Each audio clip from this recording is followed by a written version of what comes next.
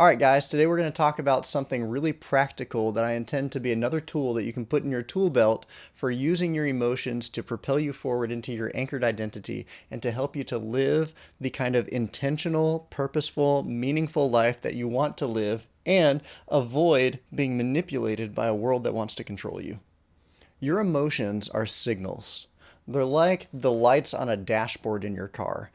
Sometimes we think of the emotions themselves as the problem or as the good thing or whatever, but emotions are not moral. They're amoral. They're neither good nor bad. They simply are signals to things that we can do or think or believe, right? So just like when your check engine light comes on, that check engine light, turning it off or unplugging the wire that connects to the check engine light, that doesn't solve the problem, right?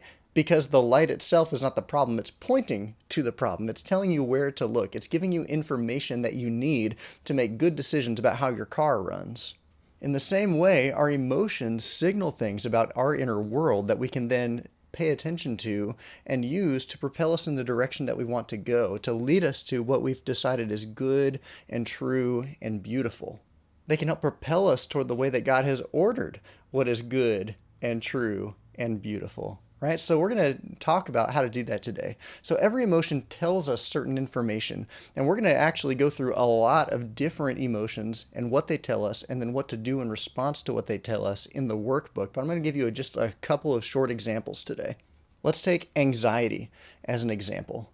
If anxiety is like a check engine light and it's not the problem itself, then we need to know what it's pointing to. We need to know what it's telling us. Because if we treat anxiety as the problem itself, which a lot of people do, then we're just going to throw medicine on it, or we're going to mask it with distraction, or we're going to try to avoid it or ameliorate it or make it go away. And if we do that, we're actually ignoring the deeper things that the anxiety is trying to get us to pay attention to. So, what does anxiety mean? What is the information that it gives us? Anxiety tells us that we perceive that we have too many options. Now notice, I didn't say that anxiety means we have too many options.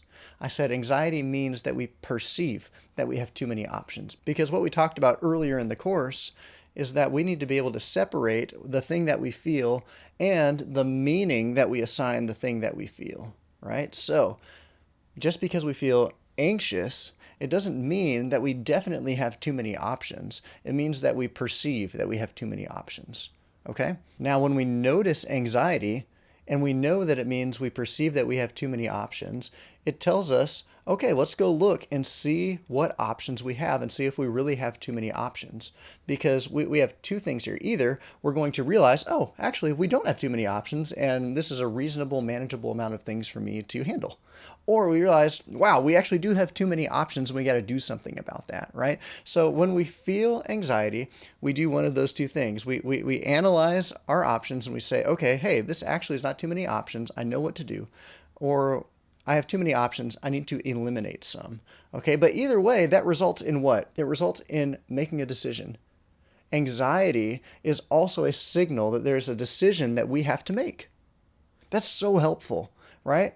If I don't have any decisions to make, if nothing matters, if what I do doesn't matter, if deciding between this and this and this is all level, all equal, there's no like moral hierarchy, there's no good or bad, or this decision is better than this decision, then we won't have anxiety. The problem is, none of us deep down subconsciously actually believe that everything is level, right? So if we have a framework of what's good or bad or better or worse, then we're going to have the ability to experience anxiety. But that anxiety can be a gift that points us to the realization that we have to make a decision. So what do we do when we're anxious? We analyze our options, we cut out things that don't matter, right? And we can do that by defining what we value, by figuring out what's true, by figuring out more clearly what is our aim, right? And so we're going to eliminate options by doing that. And then we're going to choose something.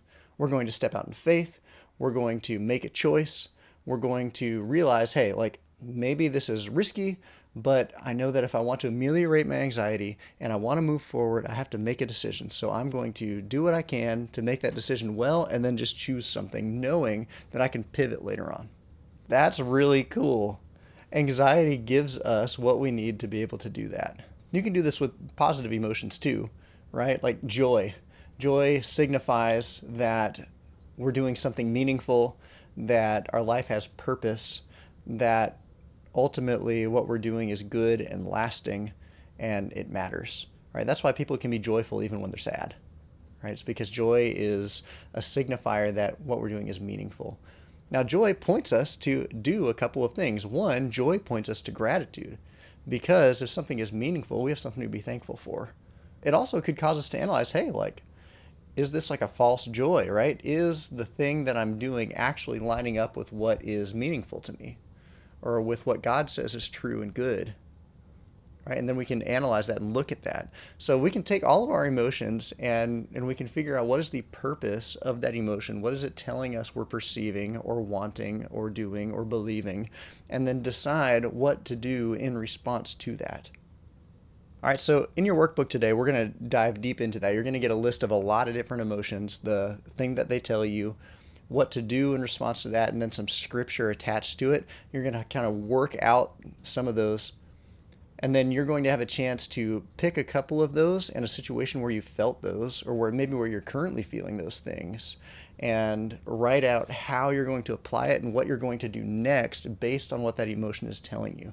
Right? Because you've been using your color wheel. You've been using the emotions wheel and figuring out multiple times a day, what am I feeling, right? So you're starting to notice these things if you've been doing that. Now, define what you're feeling and decide then what to do about that. You're going to have some practice with that today. Good luck. I hope it's a helpful tool for you.